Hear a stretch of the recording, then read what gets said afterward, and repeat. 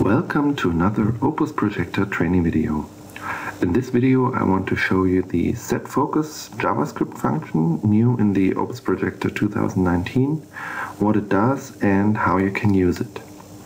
So I've prepared a little test project here with 4 buttons from our new lamps and switches collection, and if I go ahead and simulate this project, you will see that the encoder focus is on the first object, so on this push button right here. And if I scroll down, which means I'm rotating the encoder, I can move to the other buttons. So, but what if I want the focus to be on the very important power button here? For this there is now a functions, and to use that we of course need to create a script. And in the script we simply write setFocus and the power switch has ID 50. That's it. Save it. And of course we need to execute it. And for something like this it makes sense to do this on page init. So let's put the script to this event, save. And when we simulate this again, you will see that the focus is on this power button. Okay, so you can imagine how interesting this can be for certain page setups. Now let's go one step further. Here we have a numeric field. First, of course, I need to set it as an input object. And now I want the focus to be on this numeric field. So easy. It has the ID 24. So I remove the 50 and write 24, save, and simulate. Very well, it works, but I still have to press the encoder to be able to change the value. Too much work.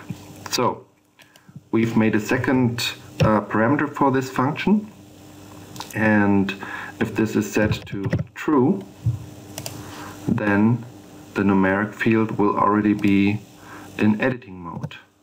There you go, and now you can start rotating and changing the value directly. So this is a great way to put the focus on a certain object, either on when the page loads or maybe after a certain action. There is another function that is looked over very often, and this is called Rollover.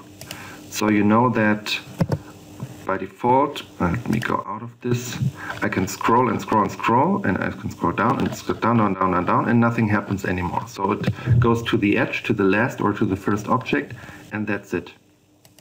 And there is a property for, wait, we can use the wonderful drag and drop for this, set property.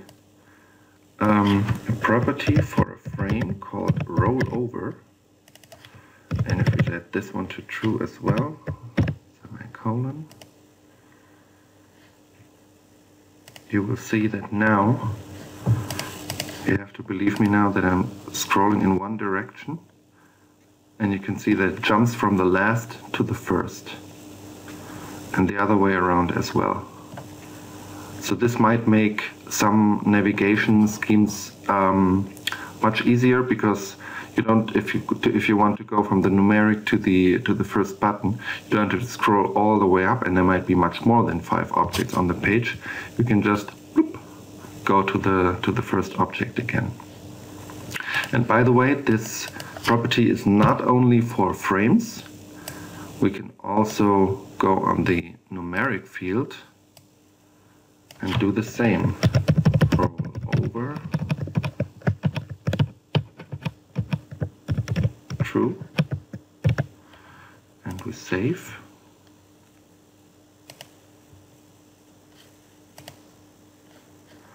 We're already in editing mode, so let me scroll to 100, and you see it jumps from the absolute maximum to the absolute minimum value of the numeric field. So this might also be something very interesting for certain editing situations, because going from a high value back to a low value with the encoder can take quite amount of time. So that's the new setFocus function. Instead of true, of course, you can also write false, but that basically means the same as giving no second parameter at all. The function also gives a return value. This one will be true if the setFocus function was successful.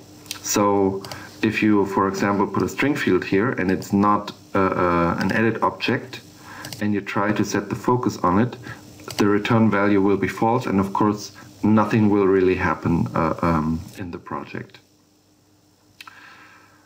Okay, so now you know the function. Try it, use it, and I see you in the next video.